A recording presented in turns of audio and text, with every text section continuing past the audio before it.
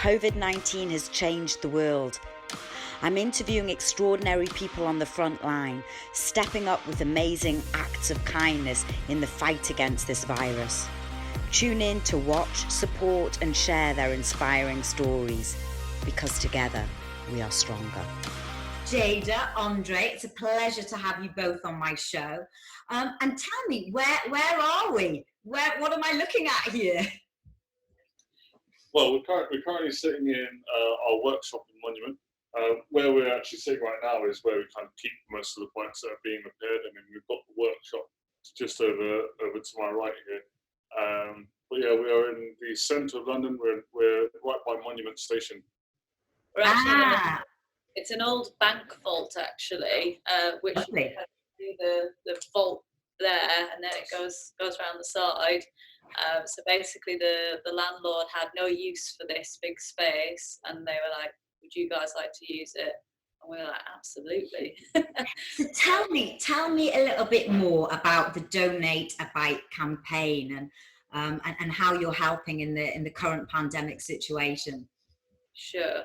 Well, so when all of the pandemic hit, our business, like most businesses, was impacted quite significantly, and then lots of things started coming out, and we started realizing that essentially cycling, if anything, at this period of time, is one of the safest forms of travel. And we were hearing lots of stories about key workers getting their travel disrupted on the way to work. So we started thinking we really should be using this time to support key workers getting to work.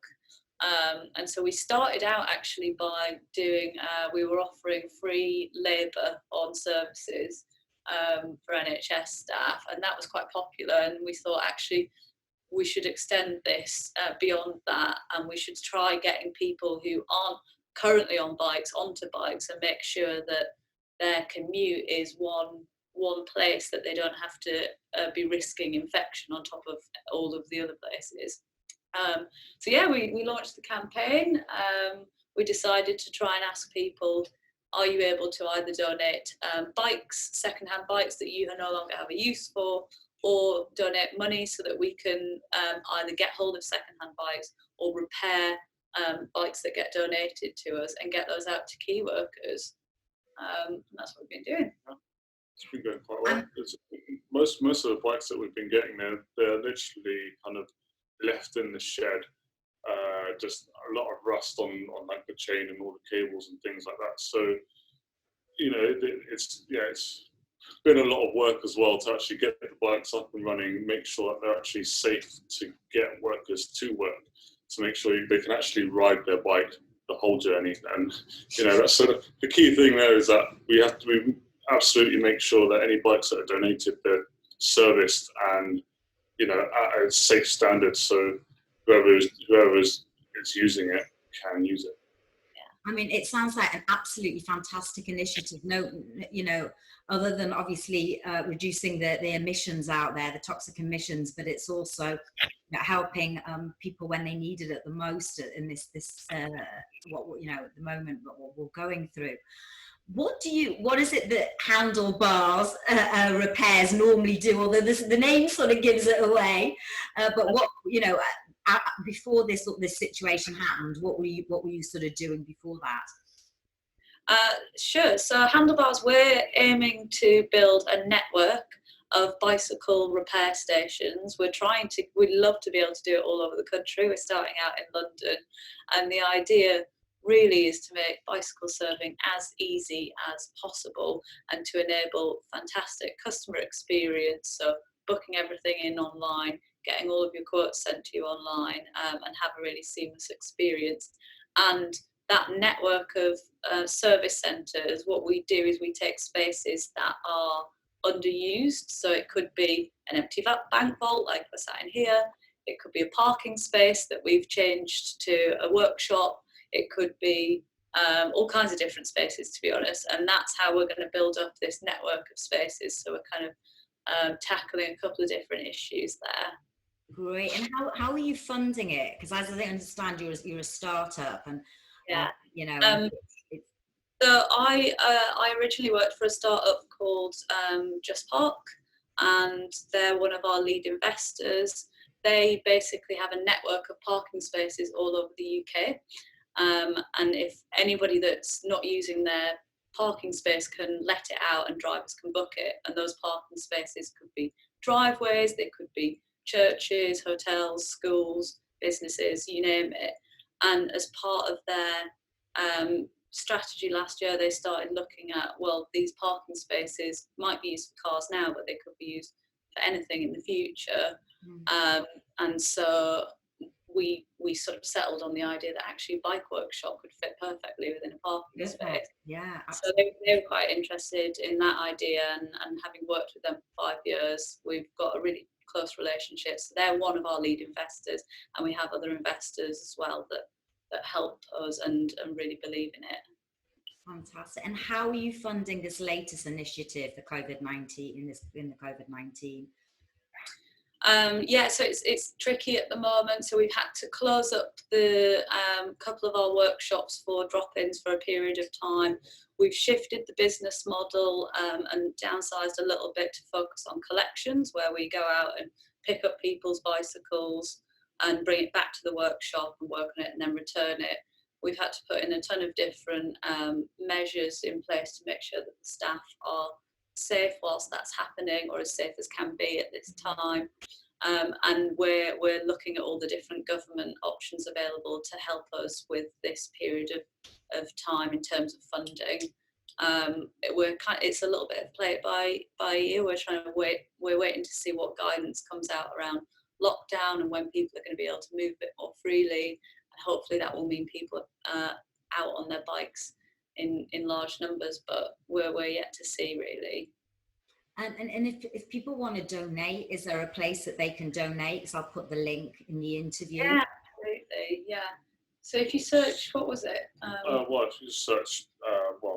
If you search Handlebars NHS or Handlebars Donate a Bike, our webpage comes up, and also our crowdfunding page comes up just below it on Google search.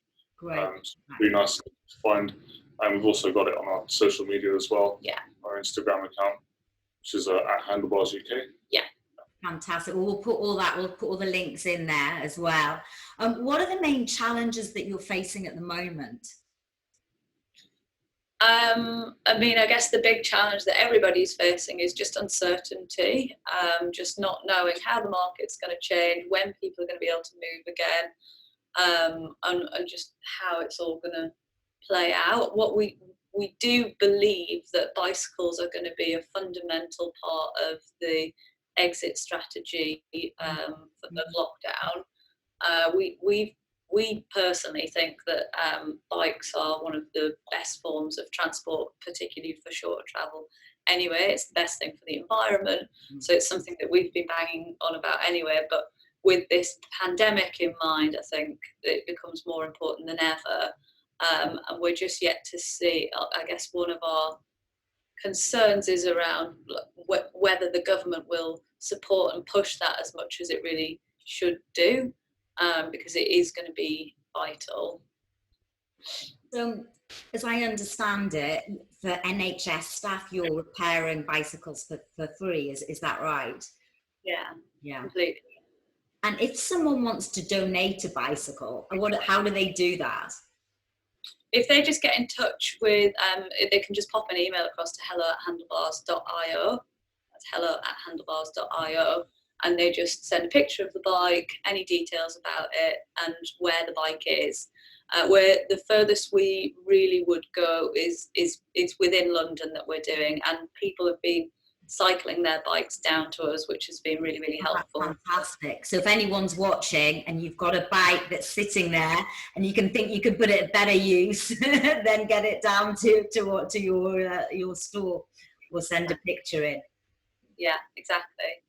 Yeah, we had a few people that they've traded up bikes now, so they've upgraded their bike, and then the other bike's just been sitting there doing nothing. So they've cycled them down to us, and we've had a look, and this would be great for someone. And if it's already in quite good condition, then it just means that we can actually get it out to staff who need it quicker as well. I'll give it a good once over, make sure it's safe, and then it goes out. And then obviously for those people who are now getting home without a bike, most of them are actually borrowing or renting Boris bikes and cycling them back home again. So it's been really, really good. And how do you ensure that the bikes are sort of safe and got all their bits and bobs?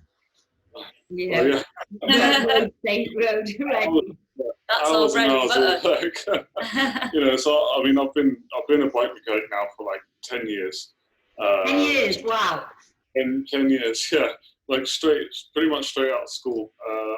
That's when I started. So I've seen a lot, and I've worked in all sorts of different bike shops. I've had my own used bike shop, so I've seen a lot of different problems and a lot of different bikes. So I think spotting where things are missing or things should be different for a bike to be safe is just almost second nature. And as I said, like most of these bikes are literally just left in the shed or just left in the garden for a while. So there are a lot of just known issues from where they've been before that I just know, okay, this bike's going to need this much work. So sometimes Jeyda will send me a picture and be like, what do you reckon? It's been in the garden for 10 years. And I go, the cogs start turning and go, that's like £200 worth of work right there. I mean, is there a stage where you say, actually, you know what, it's to the clapper's yard, there's nothing that can be done here?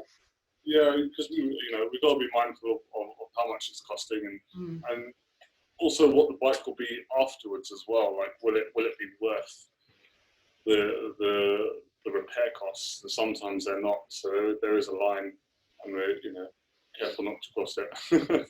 Yeah, it's something you have to discuss with people quite a lot. So when people are coming into the workshop, normally if that happens, it's a question of weighing up how much did they spend on the bike, how much is the repairs going to cost, what's the bike going to be like afterwards, where else could it go to, all these kind of questions come into it. And on the other side of the coin, if you wanted to get a bike, to loan a bike, how do you go about doing that? Is it just a matter of coming to you, or? Yeah, so if you just pop a message across to us, that you can do that either on our social media channels, so that's at Handlebars UK, or to hello@handlebars.io. And what we require is just the hospital that you're working at, your home address, a photo of your NHS card, height, so that we can find an appropriate bike, and then some information about your confidence riding, because some of the bikes that we get donated are kind of road bikes, some of them are more commuter style bikes. It just helps us to match the most appropriate one. That's fantastic. And then how do they get the bikes? Do they have to come to the shop to get it?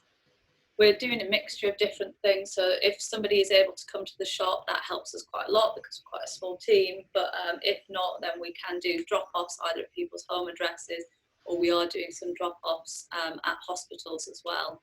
So it really kind of depends, and we organise that directly with the person. Guys, it's a fantastic initiative, and I'm sure the NHS workers are, they need this. It's amazing. What do you think the lessons, if you look at this in sort of 3 to 6 months' time, can you see any sort of lessons learned or benefits that are coming from this situation? From the wider situation or our specific? Yeah, well, for your situation, I guess, but for your company. Lessons learned.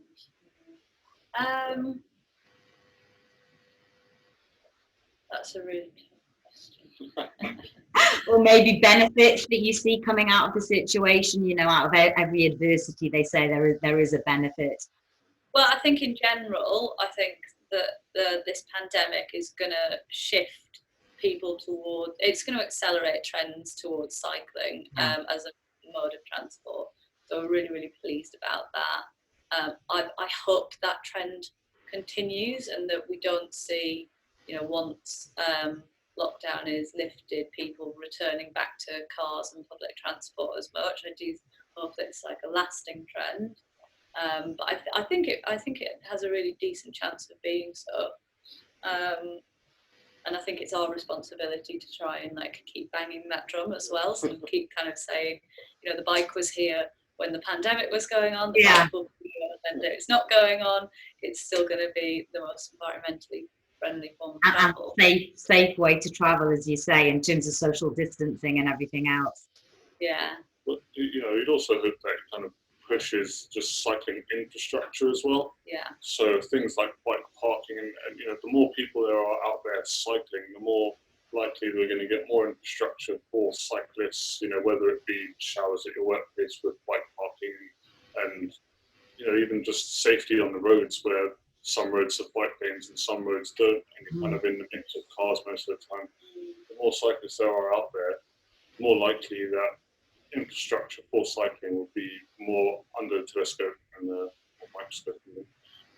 More under the microscope, and just become much, much better over the next coming years.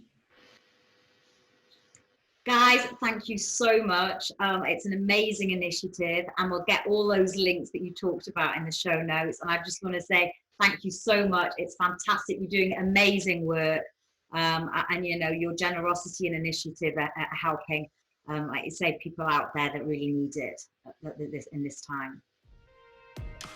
Thank you very much for your time. Thank you.